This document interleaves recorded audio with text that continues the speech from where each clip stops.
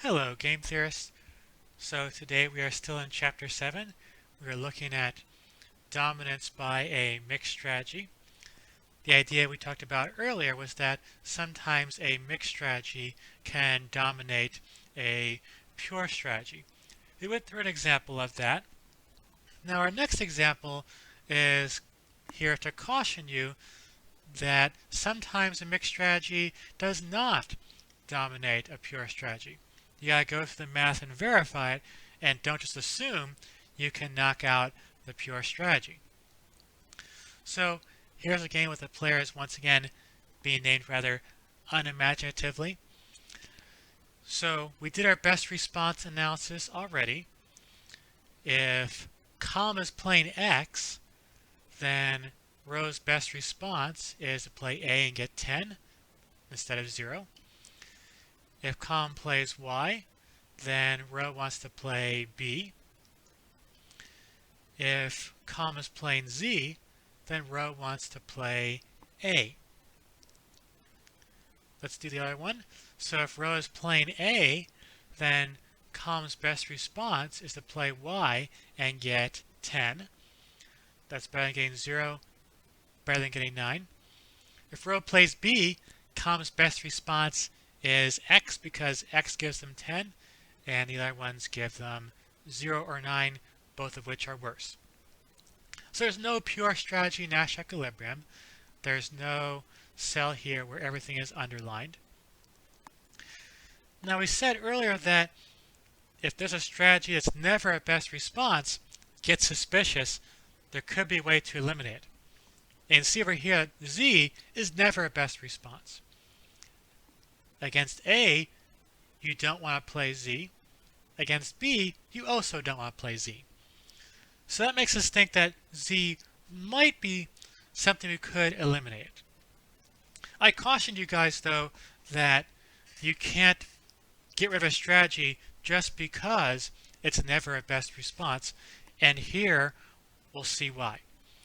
So I also mentioned in the last episode that Z still seems like a reasonable choice if you try to look at this without your game theory background. If I play X, I sometimes get 10, sometimes get 0. Same for Y. Both of those seem kind of risky. If I play Z, though, I get 9 safely, so that seems like a reasonable choice. And it turns out that it is a reasonable choice. So now we'll go through the math and show you that we cannot eliminate Z.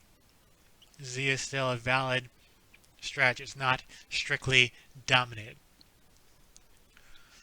So the procedure, we'll do the same thing we did before. You look at a mixed strategy, and the alternatives are X and Y. So we'll play X with probability P. We'll play Y with probability 1 minus P. So now we have to go and take expected values to go fill in the payoffs here. So get some more hands-on practice. Go ahead and pause the video here and try that on your own. When you think you have the answer, press play and we'll see if you're right. Okay, I'll assume you've given that some thought. Now let's check the answer. So let's say that row is playing A. We'll focus on this part first. If they're playing A, we're going to play X with probability P. If they're playing A and we're playing X and we're column, we're getting a payoff of 0. So we get 0 with probability P. That means 0 times P for the expected value. That's part of it. The other part is that we play Y with probability 1 minus P.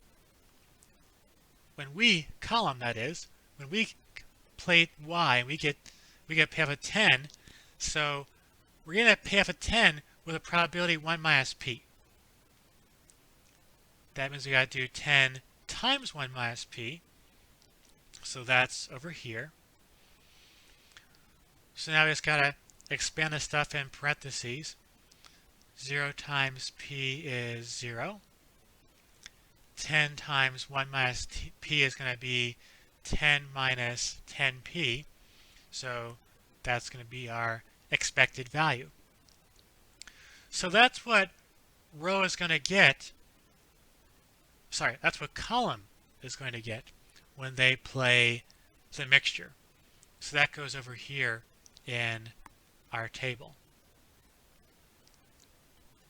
All right, so we got that part figured out.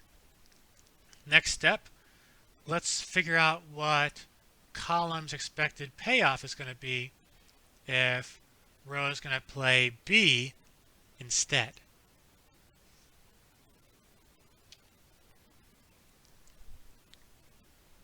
So we're playing this mixture here. We play X with probability P. If we're playing X and they're playing B, our payoff as column is going to be 10. So we're getting 10 with probability P. So 10 times P. Next part, we play Y with probability 1 minus P. If we're playing Y and they're playing B, then our payoff is going to be 0.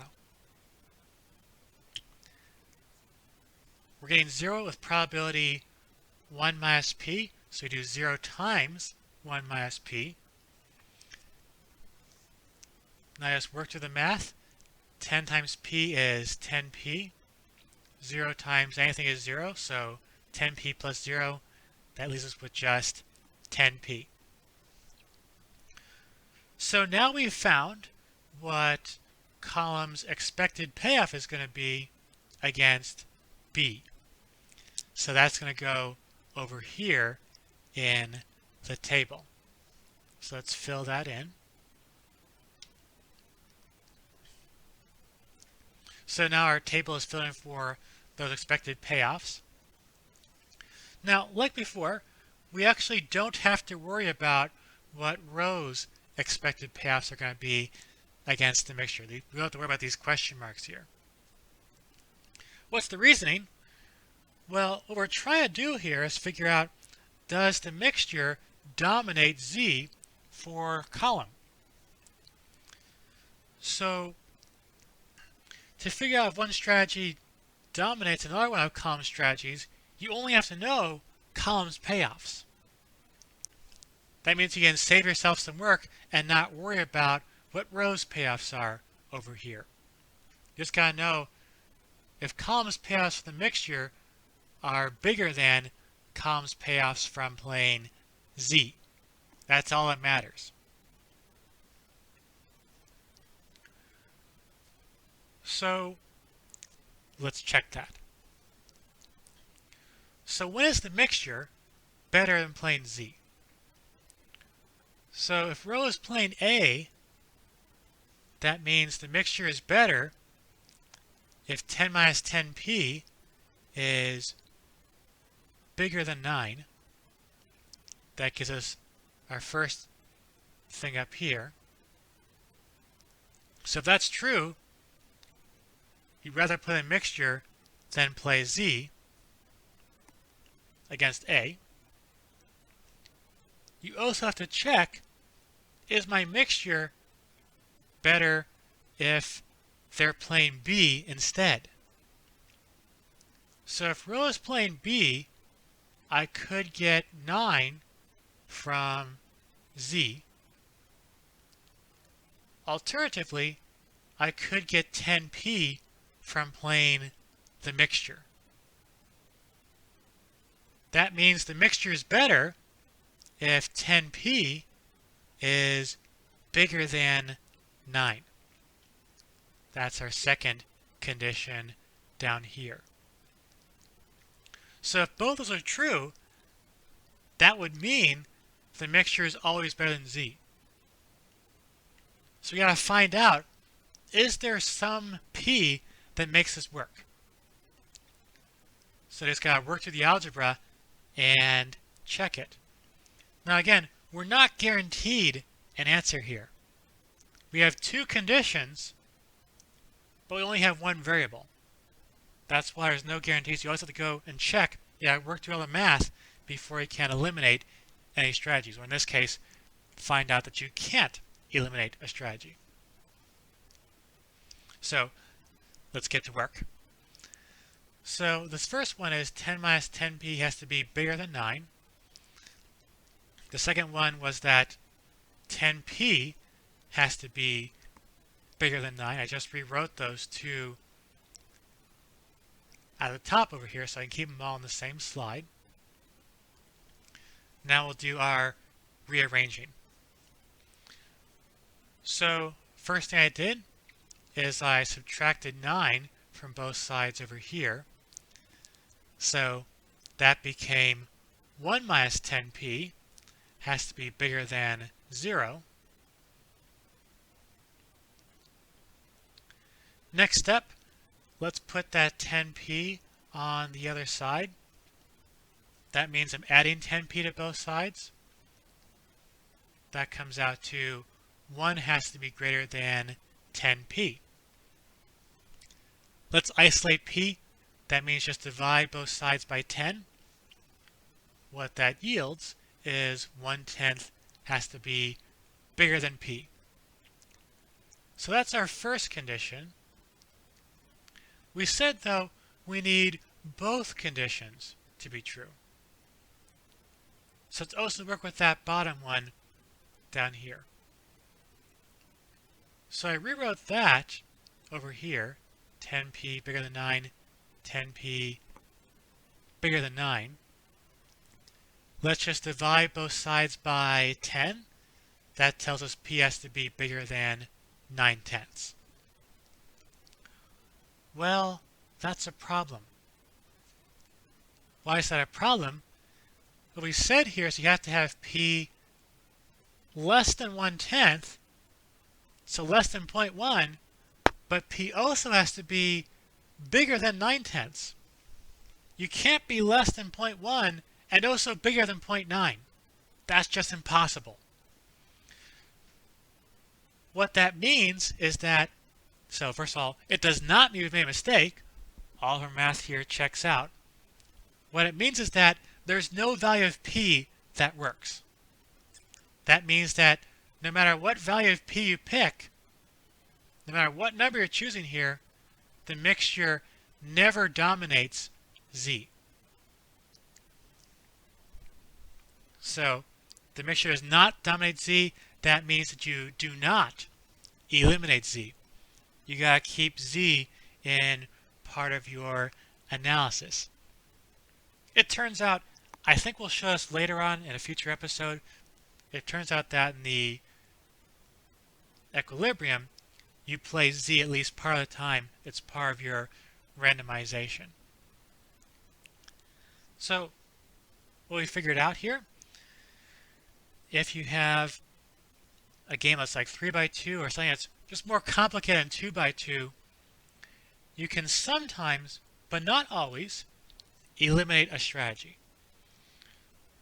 So if a strategy is never a best response, that should alert you that there's a potential to eliminate it. So here's how you do the calculations for that. You create some mixed strategy and look for some value of p that works. Sometimes you'll find a value of p that works, and you can get rid of things like strategy z. Sometimes it doesn't work, and you're stuck with that more complicated game. When it does work, it's great because you can simplify a game, and that can save you a bunch of time, especially with a really complicated game. When it doesn't work, it's just too bad. You gotta just keep working with those more sophisticated games. So what do I do with games like this where it's just more sophisticated, it's not 2x2, and I can't get rid of anything? I'm glad you asked. We'll address that in our next episode, so be sure to tune in for that.